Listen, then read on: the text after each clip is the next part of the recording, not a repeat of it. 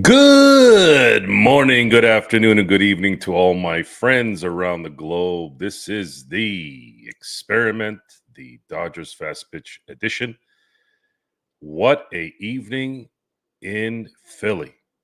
I know I might have lost maybe about 4 days of life, I would say. I could say probably four if I had to put an estimate on it. My God, what a game. What a game. Absolutely amazing game. And I only probably say that because the Dodgers won. But we're gonna go into the details here, and I'm not gonna probably do what you guys think I'm gonna do tonight in terms of playing the blame game. I'm gonna break this down and have it make sense because I need everybody to know that I'm a pretty common sense thinker. I'm not a reactionist typically. I think the reaction in baseball is probably the most difficult sport to not react to because it's literally every day, right? So you always have something to say about it. It's not like every week in football where all of a sudden you're okay, you calm down after, Sunday night when your team loses, and then Monday comes, Tuesday comes, Wednesday comes, you're kind of over it and you're ready to, for Sunday football, right? So, but with baseball is it's every day. So there's something to complain about every day, right? I'm not going to really complain too much tonight. I don't think it warrants a complaint because when you think about everything, I usually say is, what are we about? We're about the results.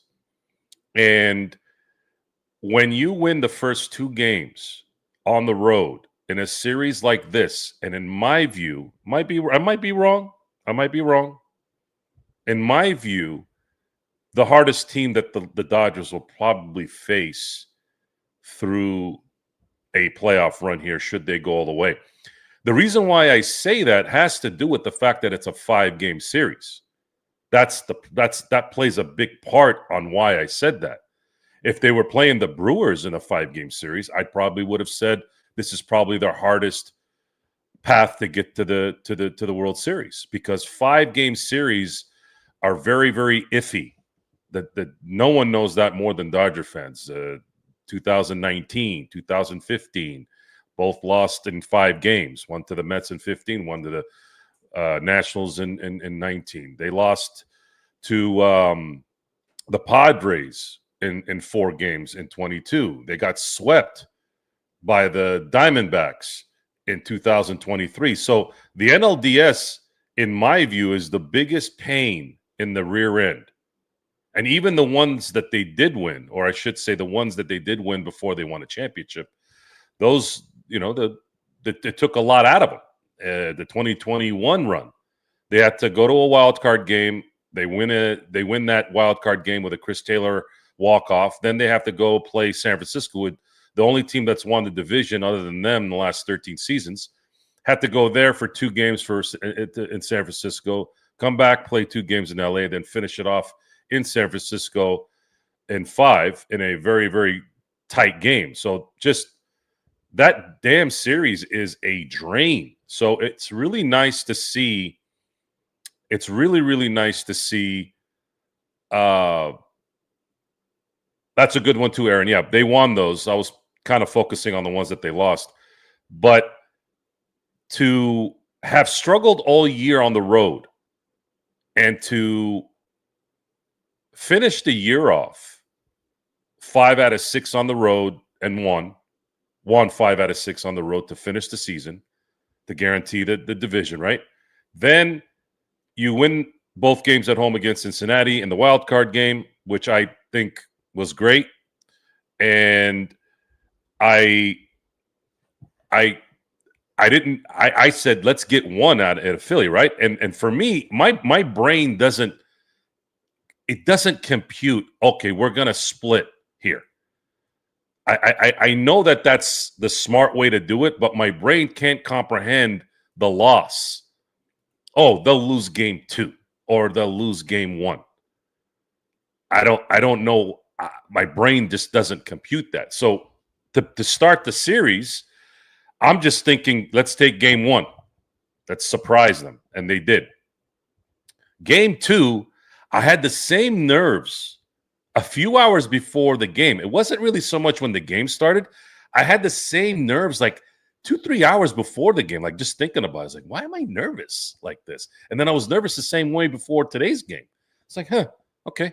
No, why would I be nervous? I mean, Blake Snell is on the mound. Blake Snell, absolute mastery of pitching with Shohei the last 2 games. And I mean, what can you say? What can you say about that man? Absolutely came to play, and his boys backed him up in that last inning, just like they backed up Shohei and got him some runs and got him a win. I mean, these games not only were wins, but the fact that Shohei has something in the record books for it, something that Blake Snell has in the record books for it, that makes it even more special, because winning is the ultimate stat.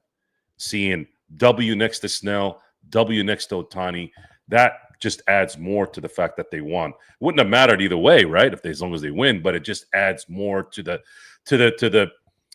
credit of these guys, the credit of the front office getting these guys, because that puts it on the wall. That puts it above everything in terms of decision making. So very, very, very, very happy with the performances by those guys, and of course the clutch hitting of a lot of these guys, hot or cold. It doesn't matter whether it's Will Smith getting that first pitch single to get 2 runs in.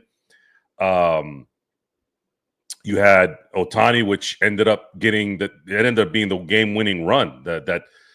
Because things were pretty good. They were up 3-0, right? They were up 3-0, and Ohtani added that 4th run, and I wanted a 5th run. My instincts were saying they need 5, and that might be from an old way of looking at it, like in case they have a bases loaded. At that time, the Phillies hadn't scored, right?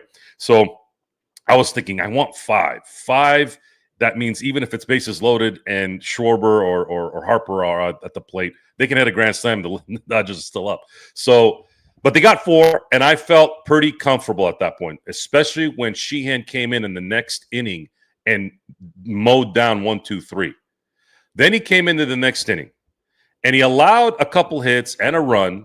And on that run, again, when you guys look at the details of this stuff, a lot of these runs are it feels like all these runs that these other teams get is because of shoddy fielding by either Pajes or Teo. It's like, I don't know what it is that these guys are doing out there that are allowing an extra base, but it seems like every time I see a run like that, it's because somebody's fumbling something for an extra base on the outfield.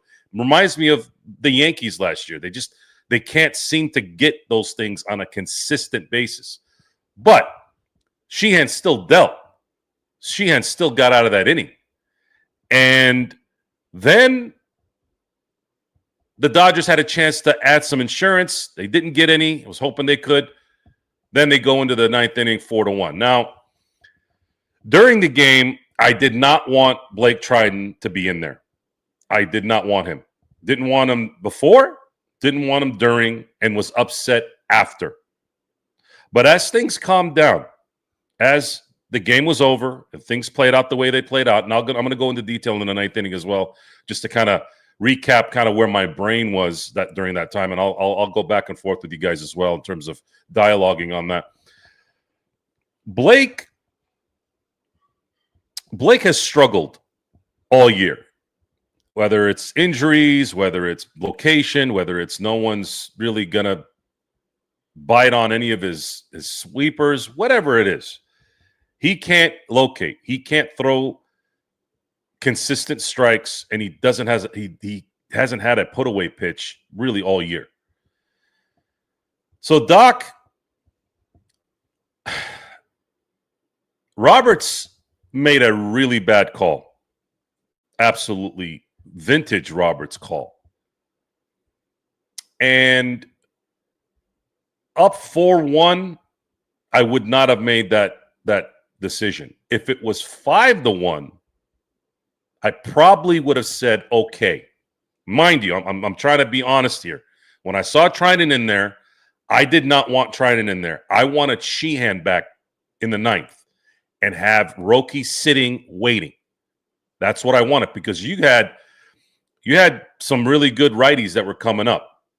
I mean, Castellanos is hit and miss, obviously, but Real Muto was gonna bat it, was gonna have an at bat, and you also had drawing a big bomb, Alec Baum.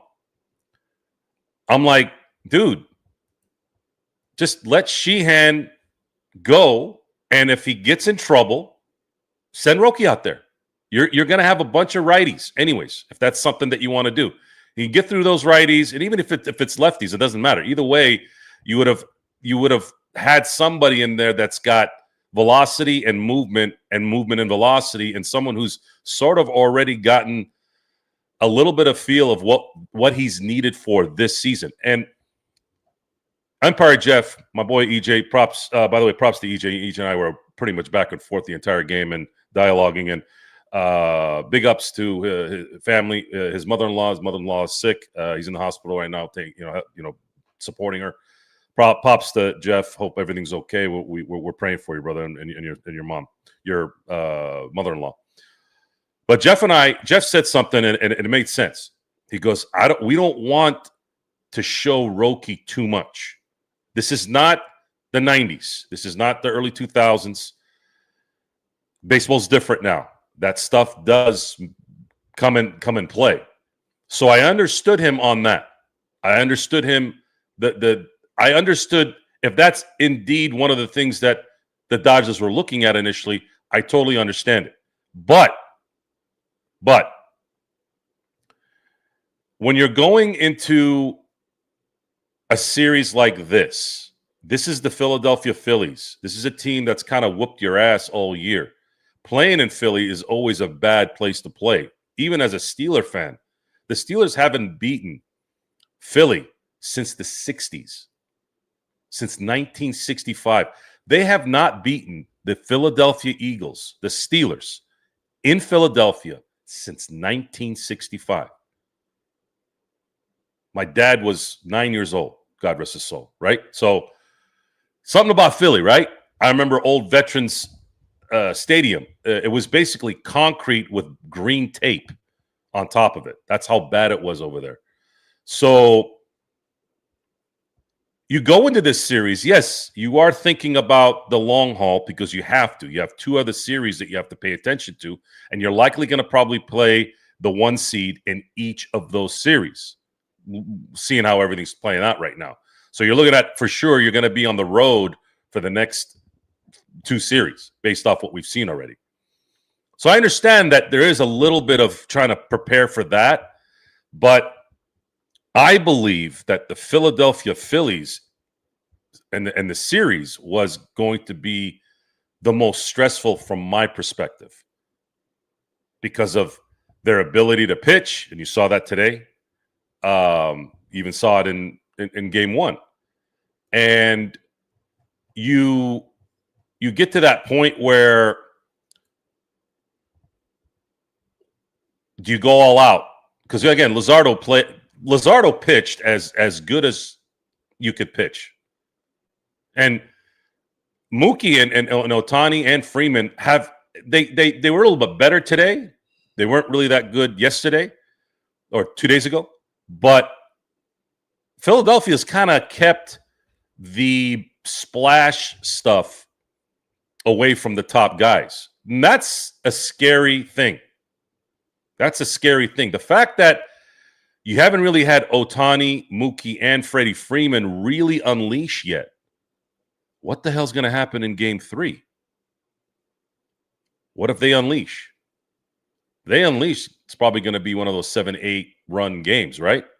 So looking at this from the big picture, the Dodgers were able to get through two really good pitchers from Philly in their crib. They're able to hit key shots, get key hits, which creates this aura of invincibility. Teo with his 3-run homer 2 days ago. Kike before him having that 2-run single. Further putting himself in a position where you might as well just start calling him Kike Ori.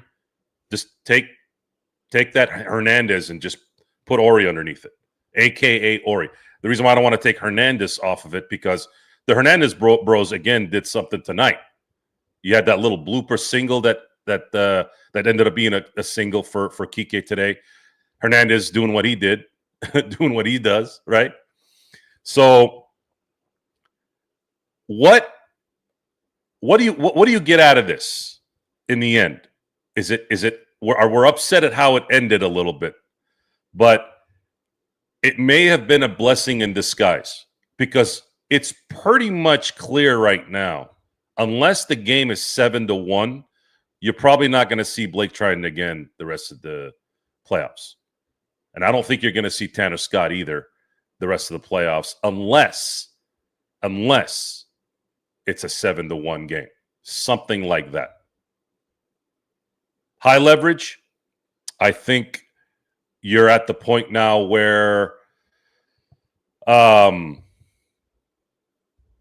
is coming through, and you're going to have to ride the starters.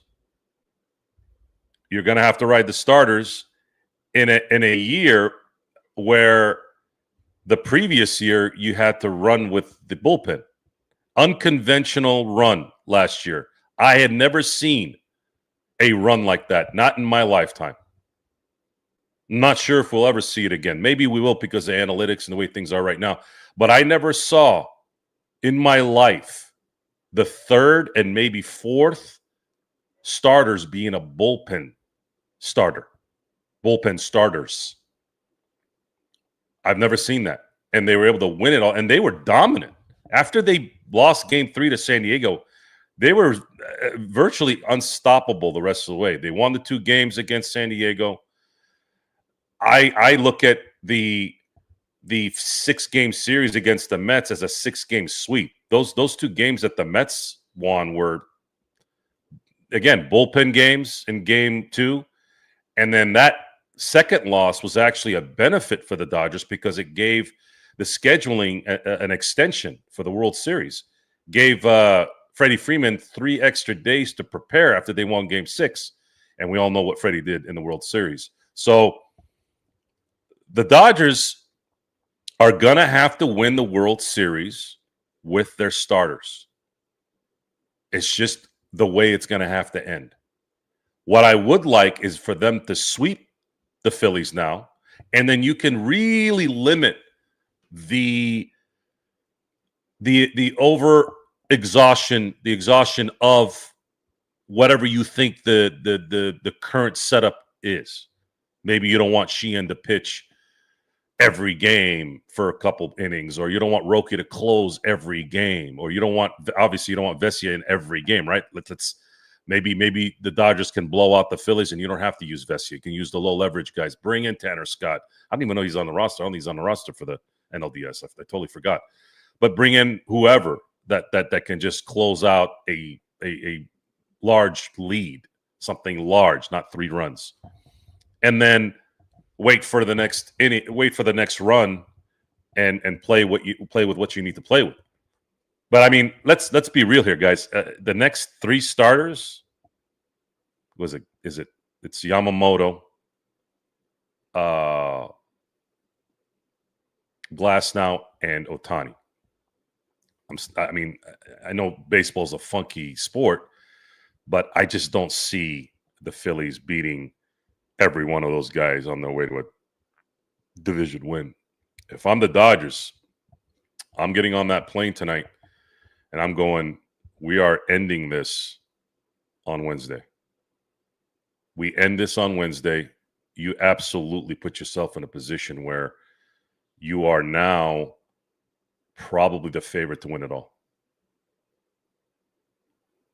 I don't know if they'll be favorites in every game if Milwaukee gets through.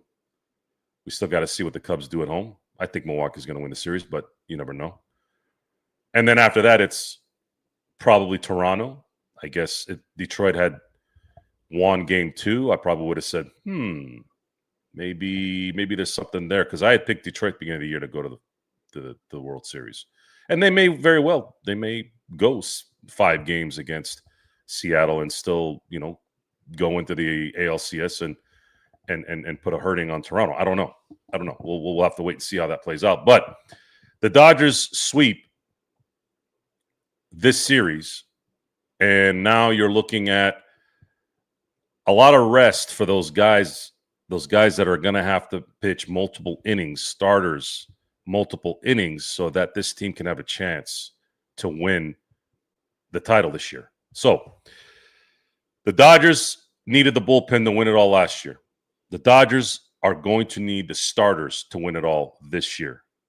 It's pretty poetic. Pretty poetic. You win, possibly, if they can win it, you win back-to-back championships with the back end first and then the front end second. I mean, just total anomaly if there ever was one, right? Usually there's some kind of, good pitching and a good couple guys in the bullpen that can close things out. You don't have that. You didn't have that last year. You had some guys that came through, obviously, Yamamoto and Buehler, and then Flaherty at least one time in a series. But you high leverage bullpen was pretty much the sealer last year on that one. It was just basically a bunch of guys that just decided that we're going to shut everybody down per inning. So we as Dodger fans are pretty happy, though. Pretty happy. And I'm going to go through the ninth inning, and then I can get to some of your comments. I wanted to go over the ninth inning a little bit, just to kind of put this thing, kind of put a picture in this, and get an idea of what we were all thinking at the time, right? And so they're in the bottom of the ninth. Triton is pitching, and then Alec Baum hits a single right up the middle. And of course, as soon as I saw that, I didn't know they would have been. It felt like it was going to be picked up by Mookie when I first saw the pitch. First saw the hit from where I was looking.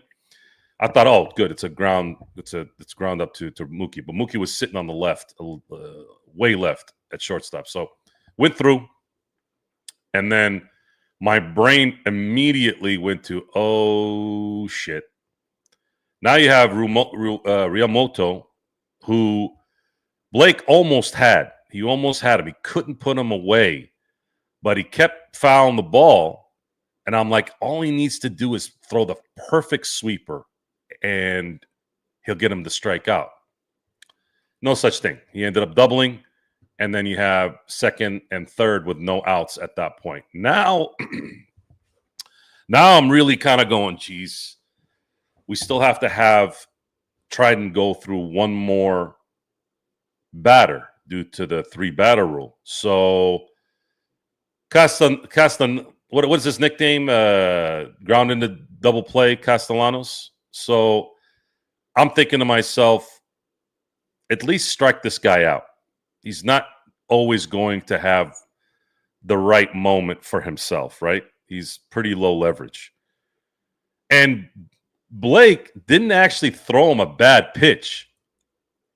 He didn't throw him a bad pitch, but the son of a gun barreled it, and it was the perfect hit because he hit it with one arm, barreled it, and then it blooped into left field. Gave enough time for Riamoto to run from second to home with pretty much ease. And then Edman, who didn't have a really good ninth inning, missed Castellanos on a should have been a dead out. I mean, dead out. He should have been out by a mile, but missed him at the tag, and he ended up being safe. And now you have a 4-3 score with a man on second and still no outs. Blake Triton did not have an out at this point. That was the problem. So they bring in Vesia, and poor Vesia. Vesia had a killer first half of the season, absolute killer first half, and had a little bit of a slow second half. And we all know, I watched every game this year. We know that Roberts had to have the bullpen pull a lot of strings that first half of the year to make up for all the injured starters. So that likely has played a little bit of a factor on why the bullpen maybe is struggling. I don't think all the way. I don't think all the way on that, because I'm still saying, well, you guys kind of got your jollies off the first half. I mean, you guys are usually fresh, right? Off the off season, you get a little work in, and then things kind of relax in the second half of the year because the starters were balling. It should have been easier in the second half because you didn't have to start pitching in the sixth. You had guys that were going, or the fifth. You had guys going six, going seven. So, I'm not here to explain why, what, who, first half, second. It doesn't matter. But Vesia has shown more in his career that he usually comes up big in these moments. So looking at the next step, Stott bunted. And I found out not too long ago, and I was sending it to our group chat with the boys, when they were doing the pitching change for Vesia, Mookie told Muncy to do the wheel. So the wheel is Muncy, as the third baseman, is going to jet to the ball on a bunt. I mean, like right away. Like as soon as that sucker puts that bat right here, you sprint, wheel, boom, turn around and get that ball to third. Son of a gun. I don't know if Castellanos got a late run. I don't know if it was just too perfect. I haven't had a chance to see that footage yet. But Mookie effing Betts called that play, and Muncy ran it to perfection. They were able to get Castellanos out at third, made up for Edmonds' little flub, and now you have one out with a guy on first. That becomes a little bit more manageable. That's huge because it not only gives you a little bit of breathing room from not having somebody in scoring position, but you get that out, and it was because of a high-intensity, smart thinking play. Those plays tend to do other things for you beyond the game, beyond that particular game. And at that time, it gives you so much confidence, especially in baseball, gives you so much confidence for the next games that you feel invincible, because baseball is as mental as it gets, right? It is as mental as it gets, and those type of plays tend to stay. So they get Castellanos out at third. They have now a guy at first. Stott at first, right? So Marsh is about to come up, and then they switch hit for Harrison Bader. Bader comes in, who's injured, and a lot of guys were talking about how this might be a Kurt Gibson moment, right? I didn't think about this while I was watching. I heard it after. So here you are, seeing one of the better hitters for Philly going, oh shit, what are we going to do now, right? Well, he hits a single, and it was a solid single. So now you have first and second. Now you have a guy at now you have a guy at first and second.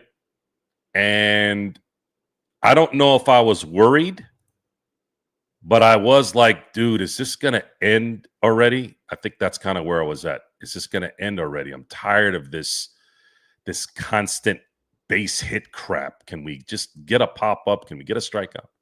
So next at bat is they put Wilson in to run for Bader. So that's now you have somebody with wheels at first, right? So if there's somebody hits a double, they probably win the game. So then Kepler is up. Kepler grounds out to Freddie Freeman, and Freddie gets Wilson out at second. And now you have Stott at third and Kepler at first.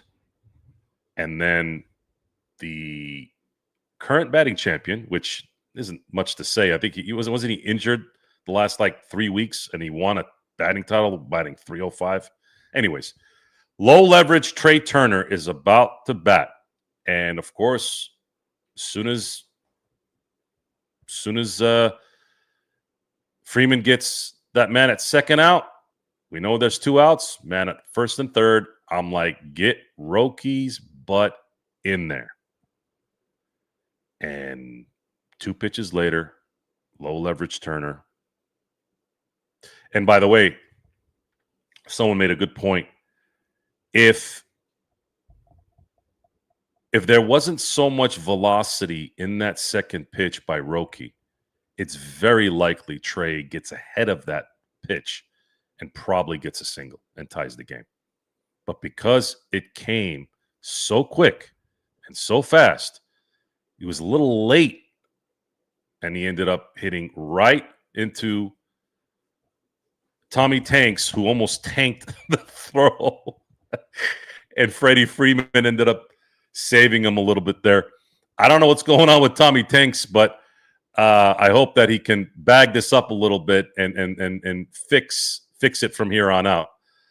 And of course, the Dodgers get the third out. And in a weird way, this was almost worse for Philly fans, because what's worse than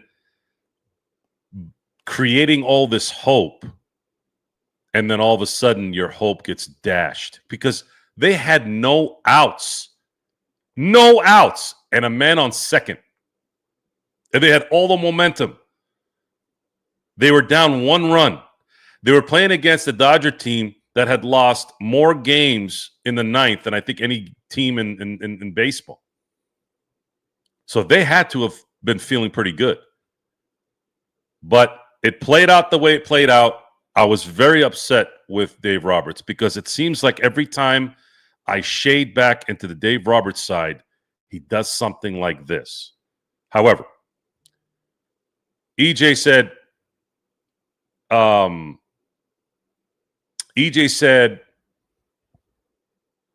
is an Empire Jeff, for those of you who are new here. He did say you have to have a bullpen. You have too much time. You have to have a bullpen. And I get what he's saying. I get it. And we know that this is all analytical and they have a system and all that stuff. And I think what Roberts was trying to do is, okay, he's got a 3-run lead. If he gets in trouble, obviously there's some time, right? But man, if we can get Trident right, now we have that right-handed pitcher when we need him in a bind. I get it. But I think after tonight, it's over. Him and Tanner Scott just don't have it this year. It just isn't in the cards. And they may be back next year and pitch very well. That happens with relief pitchers. Happens with starters. It just isn't in the cards at this point. I just don't see it. If it changes in the next round, should the Dodgers get there? Does it change in the World Series when they get desperate for whatever reason? I don't know. They're in an extra innings game and they have to throw him in there and he comes through. Whatever. But the thing with this particular game and why there was so much nerves is that the Dodgers have been horrible on the road. And man, going into Philly of all places and taking both games, that wasn't something I saw. I didn't envision it. I wanted it. It's where my mind is focused on, win both games. But I didn't think it would happen either. I didn't go, yeah, it's going to happen. So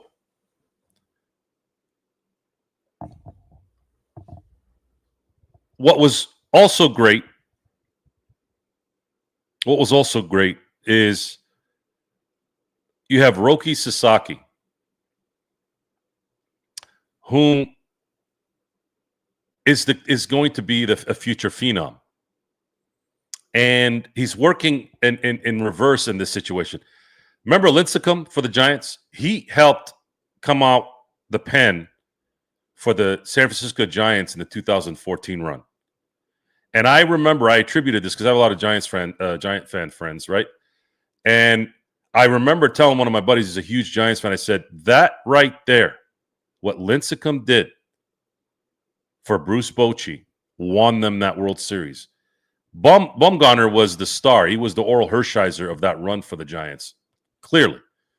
But I said, if Lincecum doesn't do the ultimate team decision to be that guy that's not the star anymore, because he was like Pedro Martinez for like a 7-year window. He was like Pedro Martinez. But for him to put his ego away and say, hey, I'm going to help this team however I can. They ended up winning that World Series because that was the other half of why they won. So Roki's working in reverse. Roki is going to be a starting future star, right? Barring any major injury. Yet he has come in here and pitched some of the most high leverage games for a guy that's 23 and absolutely has come through. And he did it in 2 pitches. I mean, he barely broke a sweat. And to me, that's not taxing anybody. I mean, that's beautiful work. 2 pitches and done. I mean, even Vesia didn't really pitch that hard. I mean, he had key situations in there that he was able to take care of, but he didn't kill himself that entire time. So the blessing in disguise is that you added more aura for Roki in terms of a high pressure moment in his mind, and of course in his teammates' confidence in him, and obviously Dave Roberts and the coaching staff. And then you had Vesia, who, you know, that guy's a firecracker, man. That guy, if when he's on fire, that's when he is at his best. And if you give him more confidence, he's just going to keep getting better and better, right? So in the end, all that matters is the Dodgers won. And I truly believe that this was a blessing in disguise, a blunder by Dave Roberts, but it may be a positive in the end, because I am sure at this point I would be, again, in shock that we'll ever see Trident in a high leverage situation unless there's desperation, unless the pitchers have dwindled to the point where they have to use them. And that might be a good thing. That might be a good thing. But yeah, I didn't understand it. I didn't understand. Sheehan, he didn't have a good first outing, but damn, did he have a good second outing tonight. Let him ride it. Sometimes a couple hits and a run, they're quick hits and quick runs. I don't look at that as bad pitching. Sheehan had 2 brilliant innings, even though he allowed a run. And again, that run might have not happened if Páez wasn't juggling the ball over there. I don't know what the deal is with that right area. Doesn't matter if Teo's over there. Doesn't matter if Páez is over there. I don't know what the hell's going on that in right field, but Dodgers have to address that in the offseason. Like, what's going on? You guys not getting the angles? Is it because it's in Philly? I don't know what. It's not because it's Philly, because I've seen them do it at Dodger Stadium too. But those guys need to figure something out at right field. If that doesn't matter if it's Teo or Páez. Páez is supposed to be a corner fielder. He's great at that. Oh, and Páez, please, for the love of God, can you stop swinging at ball 4s? That last one, had you got on base, they would have had another run. Because the way the inning played out, you had a lot of pop-ups that could have tagged up to third, and then another pop-up with less than 1 out, or less than 1 out. We could have scored a run on a tag. Somebody's got to Teo, Roberts, somebody tell Páez, when you're 3-2, sit on something that's coming in the middle. Stop swinging at balls. So, what a game. What a game, what a game, what a game. What a first 2 games. And I would love a sweep. I want Philadelphia to be out of our way. That is the team I was worried about in the playoffs. I know the Brewers are really good. I know they're good. And I know that Toronto's on fire. But I truly believe, and I might be wrong, but I don't think so. I truly believe Philly is the hardest team through this run. And if they beat Philadelphia and, let's say, face the Brewers, I'm not going to be as nervous against Milwaukee. If they lose to Milwaukee, It's one of those things where, not because I misjudged it, I'm just not nervous. I'm just not nervous. And that's how I felt about 2021 when they played Atlanta. I wasn't nervous against when they played Atlanta. They lost in 5. 2 games that they lost were pretty much walk-offs, right? They had ran out of juice, and that's just kind of how that played out. But I wasn't nervous going to that series. I was pretty confident that they would have beaten Atlanta. And that's kind of how I feel about this next series should they beat Philly. That's how I'm going to feel. And whether they win it or not, we'll have to wait and see. But I feel very, very, very happy tonight. I am excited about Wednesday's game. Yamamoto's going to be there. And if Yamamoto is doing what he's been doing here, guys, I don't know how the Dodgers lose on Wednesday. The Phillies are going to have to harpoon, blow up, grenade, tank, everything off of Yamamoto. All those lefties need to take advantage of that righty. Otherwise, it might be an early game, an early sealer for the Dodgers, because I'm pretty sure that Ohtani, Betts, and Freeman are not going to go offers at home. I think you're going to see a couple hits from Ohtani. Maybe one is a bomb.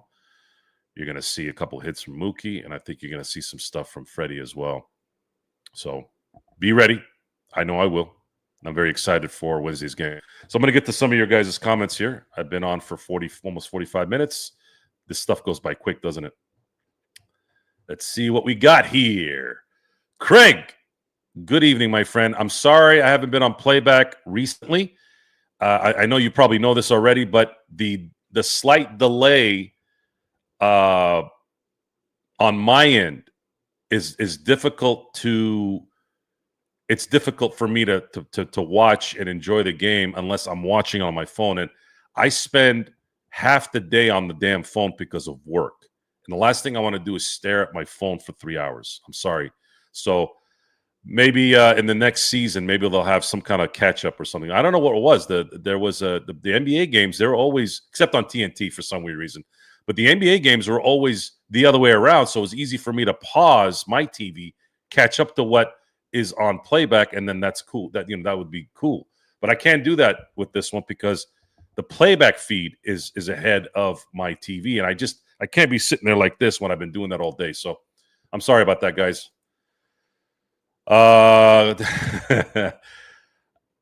Again, Greg, I really I didn't like it. I'm not trying to say I supported it. No, I'd be lying to you. I hated it. But looking at it from an outside, not a Dodger fan, not watching Dave Roberts manage the last decade, I understood what he was trying to do a little bit. He was trying to see if he can get at least one right-handed pitcher that could be reliable for the foreseeable future. The answer is, at this point, there's only really one, and his name is Roki Sasaki. And that's just what it is at this moment. Everyone else is a starter. Sheehan is a starter. Yamamoto is a starter. Glasnow is a starter. So you're going to have to rely on those righties, unfortunately. It's going to have to be those three the rest of the way. And that's it. I don't know what can change. The only way I could see it change is you're up 3-0, you're up 2, and then you're up 2-1 going to the ninth, and then you put in Blake to see if he can close it because of whatever reason, right? Even then, I wouldn't do it. Even then, I don't think that Dave is going to do that either. You want to close that game out and go home. So nothing's going to work. The only way those guys pitch, the only way Trident pitches, and if Scott is on the playoff roster, Henriquez is in the playoff roster, whatever, those guys are going to have to likely pitch when the game is like 7-1. And that's just the reality of that. Roberts almost blew it. Very true. Emmett or Roki should have closed it. Yeah, I thought Emmett should have been given the free reign to finish the game, but it is what it is. Hey, Aaron, how you doing, man? Yes, defense did win. Freddie Freeman. I mean, guys, this guy is something else, man. I mean, seriously. His key double, right? DNA. EJ always calls it DNA, right? The clutch DNA. Freddie hits the double, gets the rally started. They end up getting 4 runs that inning, because him playing a big part in that. And then his amazing third out, diving or stretching, whatever it was, bailing out Edmund, bailing out his boy. That's what the great ones do, man. That's what the great ones do. Braun decision. Oh, I didn't think I was going to be talking about that tonight. Yeah, that's right. Yes, all 5 games for the NLDS on that one. There were wins too. 99 pitches, 9 Ks. 99, what is it? 99 problems, but Philly 8-1. Oh, that gotta burn. That's gotta burn. Kike Smith were clutch. Smith, man, that first pitch, that first pitch hit, man, that was so beautiful. Oh, man, I was so happy. Yes, Vesia was awesome tonight. I thought Dave had turned the corner, but no, he couldn't help himself. Yeah, he got away with it. But, and again, looking at it from a positive standpoint, you solved a few things tonight. Tried to likely not be in high leverage situations anymore, and you still won. And then, of course, Roki added more aura to his signing for this year. Imagine if Roki closes out the World Series. Imagine if he closes out the World Series. He's already closed out 2 games in this series. So let's say he closes out another couple in the next series and then another couple in the World Series, and one of them is the clincher. It's going to be pretty crazy. They brought in Trident because they needed him. They need a right-handed guy, and he's not the guy. It's just not happening. So Kike is, in my view, especially if the Dodgers win it all this year. Robert Horry helped the Lakers win 3 championships. Kike would have been 4 if it wasn't for those cheating assholes in Houston in 17, because he had a 3 home run hit. He had a three home run game to clinch in Chicago in 2017. He will officially be the Robert Horry of the Dodgers. Kike is already that guy, but a 3rd championship pretty much puts him like right in line with what Horry did. So that's who he is, and I'm happy he is. I had been talking about this with EJ as well. It turned out, I wasn't thinking about it during the year, but it made sense at the end. It looked like the whole Conforto thing was just him using Conforto just to do what he needed to do, maybe keep Kike kind of healthy and not overworked. And I think his plan was always, especially after the first half of the season when he saw that Conforto was struggling, he said, I don't care. I'm just going to keep putting him out there, let him get the minutes, let him get the playing time. And then when October hits, I got to put Kike in there anyway, so I'll just take Conforto out. I think that's what the plan was in the end. Almost got heart attack, man. My chest was. This is the 2nd game in a row where I could hear my heartbeat beating on my chest. Today was a nightmare. Honestly, Roberts is cooked. What do you mean Roberts is cooked? They won. Crazy person. Bunch of goats in here. Yes, sir. Where is Sean? I sent him a link. Maybe he went to sleep. Let's see if he messaged me. By the way, the Dodgers won 9 in a row. How about that?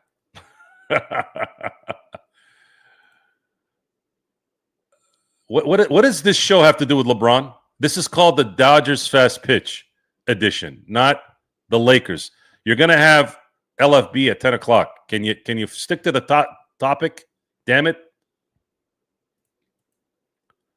Laker boys almost back. Let's see what LeBron. My God, you guys are killing me. Oh, here we go. Mr. Min. Joe Soro, hope you have been good. Yes, sir. I have been very good. Thank you, son. I appreciate it. Joe, thoughts on Vladimir? May comment. I haven't heard the comments. What did he say, son? That he's that he's this generation's Dave Winfield, I would have to admit that that might be true. Mr. May, isn't that what the old boss in New York used to call him? George Steinbrenner used to call Dave Winfield Mr. May. That was a surprise. In a million years, I wouldn't have thought UCLA would beat Penn State. I could see Penn State losing to, let's say, Indiana. Sure. Maybe Vanderbilt. But UCLA has been playing like pansies for a couple decades now. That was a big surprise. But Coach Franklin, no bueno. No bueno. Mr. Franklin is deficient in a lot of things there. You don't want to become Brian Kelly, man. Don't be Brian Kelly. Although Brian Kelly's doing well right now in LSU. Why did Roberts put the closer in so late? Not at the beginning of the ninth. What they were trying to do is they were trying to see if Trinan could be the guy again. And you got the answer. Jill Soro, are you going to any Laker games soon? Absolutely. I will probably go to at least 3 or 4 games this year. At least. Because we're probably looking at LeBron's last season. Joe Soro, we won last night. You should come out to. I do need to come out to an MLS game. I will definitely keep that in mind. I still got to get to SoFi for a football game. So let's plan for it in the future. I definitely will want to go, and I'll bring my my girl Glendy. She loves you, by the way. Seemed like a massive brain melt. Lucky it paid off. I don't think it was a brain melt. I just think he was trying to see if Trinan could get through it. But the problem is when you have that 3-batter rule, that's when you really start to. You had to wait. Like I would have taken him out after the second hit, probably after the first hit. Definitely after the second hit, but you can't. You have to wait for the third guy. So it is what it is.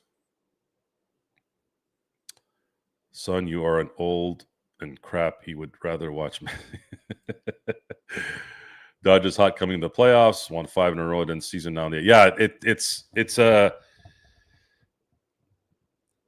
one of those things where if the Dodgers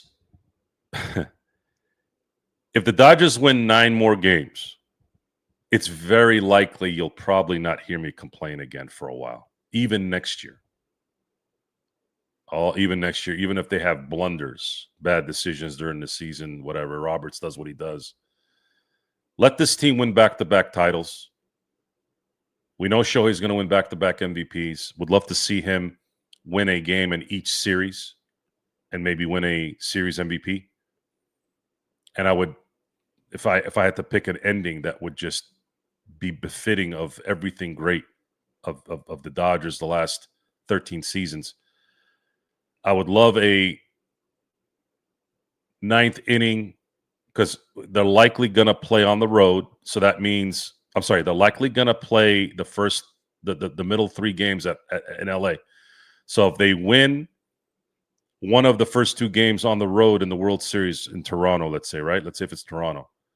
I guess the Yankees could still have a shot at doing something. The Yankees and Toronto have home field, right? But I'm probably going to lean towards Toronto right now. But if they play, let's say, Toronto, and they take 1 out of 2 in Toronto, then they have 3 shots to close out the series at home. So my ultimate dream would be to have Kershaw in Game 5 with the Dodgers up 8-2, get the last 3 outs for him to go out a winner and to go out getting the last 3 outs in his illustrious Hall of Fame career. That's my hope. Let's see here. Thoughts on Rams and Chargers starting 3-0. Now we're 3-2. It's a long season, man. It's a long season. 17 games. 16 games didn't feel like a lot. 17 feels like forever. I can only imagine what's going to happen when they make it 18. I don't want to see Trident, Scott, Vesia in high leverage situations. Well, Vesia can handle high leverage, especially against aggressive left-handed batters. That's key. Aggressive left-handed batters, usually Vesia is pretty good at exploiting them. If they're patient, they can get a walk. They can draw a walk from Vesia. But Vesia's in my view, definitely high leverage, and he's going to be using high leverage in these series against lefties. I definitely know that for sure, and he proved it. He proved it tonight. As far as Trident and Scott, yeah, I wouldn't put those guys in if they're on the roster due to needing arms. Please put them in when there's a 7-1 game. Let's see, what's the big time big play? Yeah, the wheel. Mookie called that the wheel. Joe, can I get your honest thoughts on Mark Sanchez? I have no idea what the hell happened. He was stabbing somebody. He got stabbed. Now he's getting charged. What the hell happened? Why the hell was this guy stabbing people? Why did he get stabbed? I don't know what's going on. I still don't know what the story is. I have to go look at it. The 2 MVPs stepping up. Yes, every MVP stepped up in this series so far.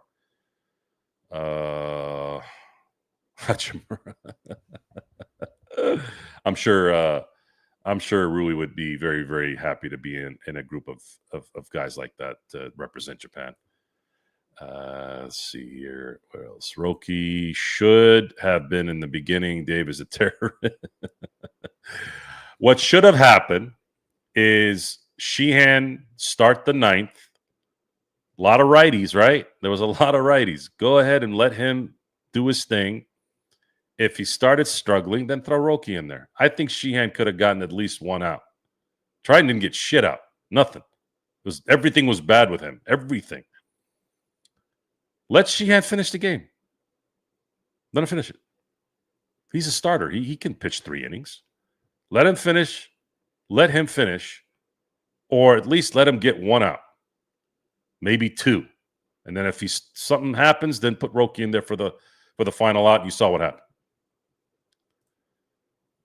I'm not even going to highlight that one, son. Chad Billingsley, really? I'm not even going to jinx myself with that click. Drip Show. My man, Drip Show, guys. Here we are. We have Otani here. And then tonight for LFB, we have Kobe here.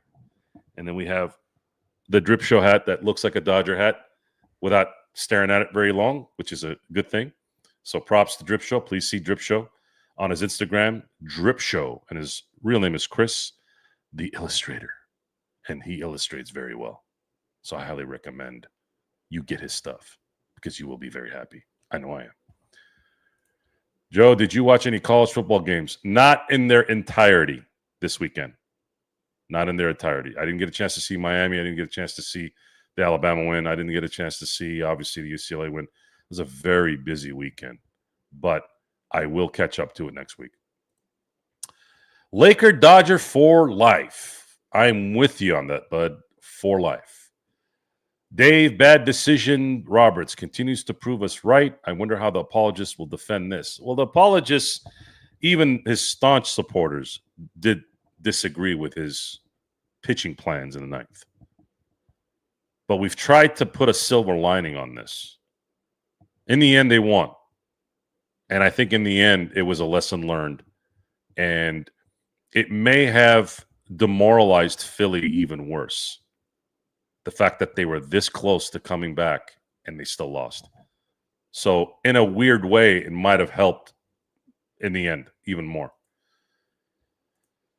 Dave will continue to do Dave things. He's Christ.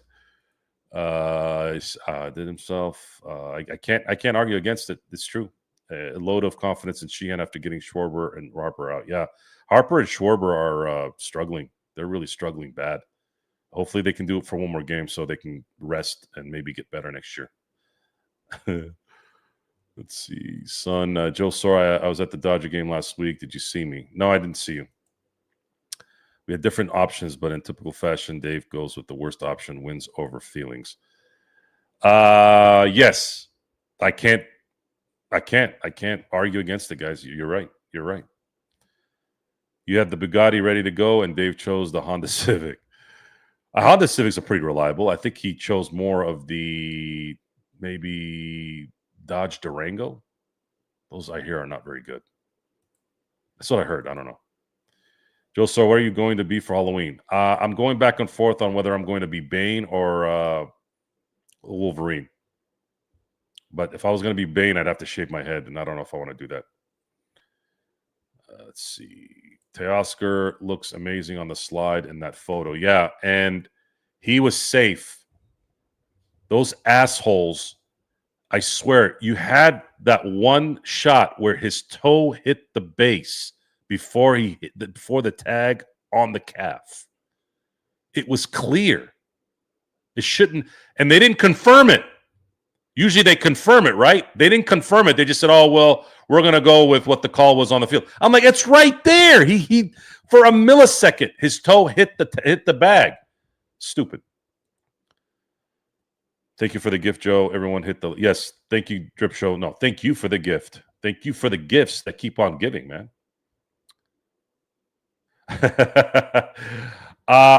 When you win, you recover quick. If it would have been a loss, yeah, I would have been devastated right now. I'm loving this Dodgers postseason ride as a new fan. Yes, congrats, Mark. We're happy to have you, man. Joe, what's your definition of real barbecue? I would say I have family that's in Texas, not blood family, but from marriage.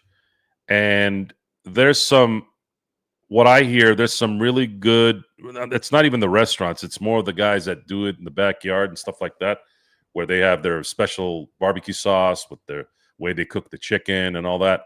I haven't had the experience of that. I've only had the experience of commercial type barbecue. Although I will say this, Foster Farms used to have a storefront when I was growing up. Foster Farms, the chicken Foster Farms, they used to have like a KFC setup, right? They had the greatest, I mean, the greatest fried chicken in the history of the world. Their barbecue sauce was the greatest, the best tasting. The chicken was amazing. My sister and I ate there every few months. Back when we were kids, we didn't eat fast food. My mom was a cook. She cooked food normally. But man, when we were able to go out and eat, man, that place was absolutely off the hook. And they had the greatest brownies too. I mean, greatest brownies, greatest chicken and barbecue sauce I've ever tasted. And I don't think anything will ever be better. So, yes, that was the real barbecue for me growing up. Foster Farms used to have a fast food setup, and that chicken and that barbecue was off the hook.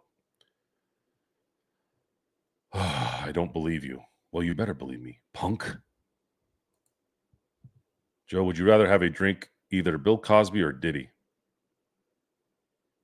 I'd rather have a drink with Bill Cosby because Bill Cosby at least liked women, and the chances of him drugging me weren't that high. Diddy, on the other hand, yeah, that guy likes the holy with the holy of holies. I was trying to be PC on that one, by the way.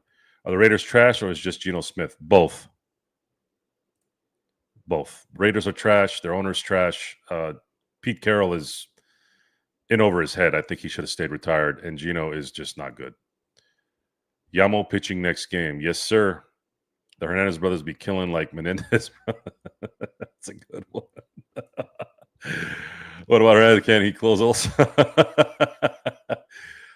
What are you talking about, man? Joe, is LeBron going to retire? Yes. He's not going to have this announcement to say that he's going to take a vacation in Bermuda. LeBron is going to announce his retirement with his decision.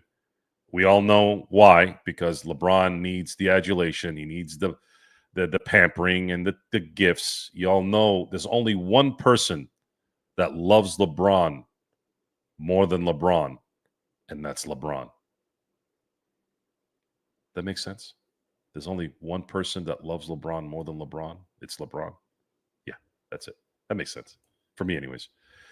Joe, thoughts on iShow Speed US Tour? I have no idea what the hell that is. My Pats beat the Bills. Man, I that was a surprise. I was a surprise, not because, it's any given Sunday type thing, that happens, but it was a surprise because the Bills are in that area where they should be whooping the Patriots for what they've done to them for 20 years. Yet it's just haunting. It's just haunting. Haha, made sense for me. That's good. No, it's been. Hold on a second here. Joe, I need a drink. What kind of cocktail should I whip up? Keep it simple. I do Captain and Coke. That's usually my go-to. If you can do a Tito's and Red Bull, that's good too. Tito's is really good vodka. I don't drink any other vodka anymore. But again, I it's been a great. I'm sorry it took me a couple weeks to get back on the show. It's been a whirlwind in the background of my life. But there was no way I wasn't going to have a show after tonight's game, and I would have had a show even if the Dodgers had lost because I was kind of due. But I want to thank you all for being here tonight. LFB will be on in about an hour. It's very likely I will be on. I'm not 100% yet, but it's likely. I'm planning on it. But I want to thank you all for being here this morning, this afternoon, and this evening, depending on where you're at. We're going to probably have more shows because Lakers season's coming. The games are going to get even tighter with baseball. Obviously, football is still in play here. So, again, if you have any comments, any questions, if you're watching this after the show is live, please comment, please like, please subscribe, please tell your friends. I'm still planning on the equipment is being put together right now for the big studio, and hopefully once that gets put together, we can start having some better production value here, so that you guys can enjoy maybe a little bit more of a TV station type thing, which is something I want. But again, thank you all for being here tonight. Have a good morning, have a good afternoon, and good evening. And until next time, I'll see you next time.